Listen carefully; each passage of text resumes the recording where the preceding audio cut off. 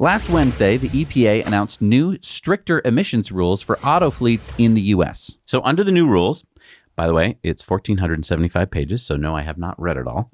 The U.S. vehicle CO2 emissions will need to drop by an average of 13% per year until reaching 82 grams of CO2 per mile by 2032.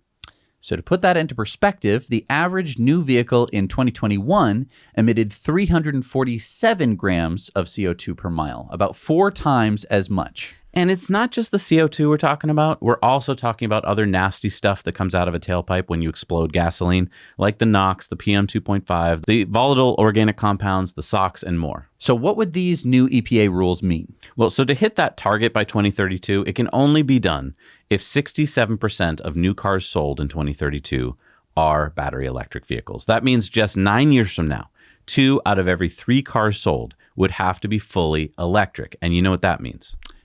Big Oil is going to fight this? Yep, mark my words. They are already pushing back with more FUD. Like all the latest EV polls that you're probably seeing on your feed, corporate media saying most Americans won't be buying an EV for their next car. Yeah, so you can really feel the heat being turned up under us EV enthusiasts as they go like, wait a minute.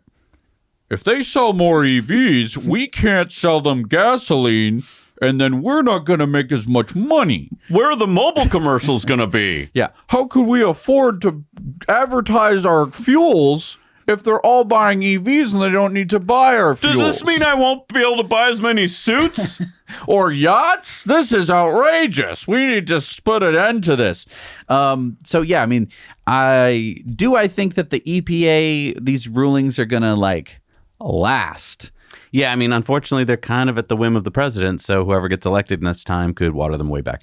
But it is good because it is going to kind of have to, they're dance car companies. Yeah, a lot of the car companies are going to have to decide like, oh, if this does stay the law, then we won't be prepared if we don't prepare for it now. And so it's kind of like what we've seen before. There have been different emission standards that come out, and car companies either push against them or they say that they want to adopt them. But the thing is, if they don't hit these targets, they're just going to have to buy credits from companies that sell lots of EVs. There is a company, it's on the tip of my tongue, that does that. It's a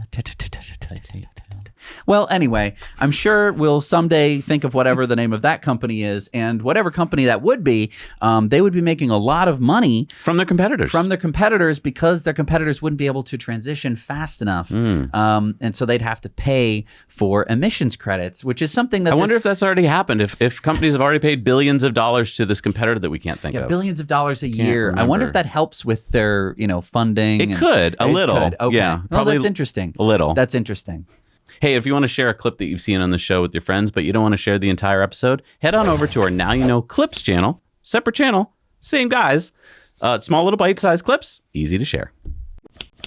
Hey, everybody. Thanks so much for watching Now You Know Clips. You can watch full episodes of Tesla Time News on Tuesdays and in-depths on Fridays. Just click the link down below and head over to the Now You Know channel.